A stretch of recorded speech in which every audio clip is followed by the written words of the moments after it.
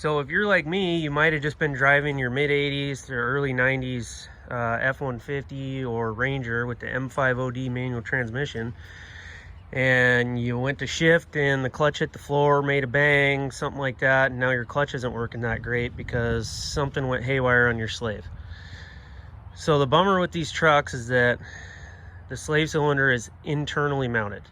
So on a newer ZF5 truck, like a 92 to 97 OBS, it's going to be externally mounted, super easy to swap, a little easier to bleed, not that big a deal. These, you actually have to pull the transmission in order to replace the actual slave unit, but it's still a four-wheel drive pickup. It's not really the end of the world, but it is kind of a pain in the butt.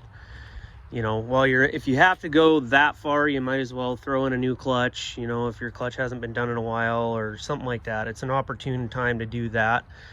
But for the guy that just needs to get his truck back up and running, it's a pain in the butt. So I got lucky, and the reason I'm making this video is because I don't want somebody to take their truck to the shop thinking, oh man, I need them to pull the transmission, blah, blah, blah, and maybe they had a similar thing happen. So on mine, it had been leaking for a while, and I didn't know where.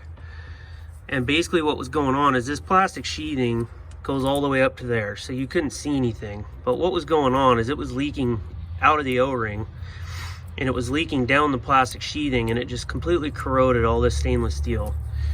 So, and then I'm guessing the O-ring finally just popped. I'm hoping. So I bought a new replacement line from Napa. It's the 819 5931. Yeah, so this comes with your new compression end fitting for the side of the transmission. Oh, yep. So that just popped literally right on. And then it comes with your new O-ring and this little dowel pin that's in there in the line side for the master. So my master's been replaced at one point. I'm gonna leave it. Like I said, everything worked, shifted, drove fine before I went and had this issue, but the truck was always leaking. And so obviously now I've figured out where the leak is. I'm gonna retain the factory slave. Oh, not factory. I'm gonna retain this slave because it's in good shape. But what you can do is there's a dowel pin right there. So if you pop that pin out, this line will come out, and there's just an O-ring in there. So I made this video just so you check that before, you know, if you don't work on your own stuff. I don't want you to take your truck to the shop and pay a bunch of money to have them pull the tranny if it's something as simple as that. Because essentially to replace that, you pop the dowel out, you pull it out, you go down to the side of the transmission, there's a little inspection cover. So how you get these out is this is a slide compression fitting. So it'll basically look like this going into the side of your transmission. You take a screwdriver right there and get behind that collar, and you just start working it forward until you get all the way forward. So once it's sitting up like that, it'll basically be buried in the side of the transmission, and you won't be able to see much of the white anymore. But keep pressure on it with a screwdriver behind it, and while you're pushing on it towards the transmission with the screwdriver, have your other hand on the line and kind of push into the transmission to try to release the suction and the pressure, and then just give it a little pop back, and it should pop. If it doesn't work the first time, maybe stick the screwdriver in a different spot. You know, you might have to work around it a little bit to make sure it's pushed all the way forward. This is, you know, an old design. They have made some updates where they're just clips now, so it's a lot easier.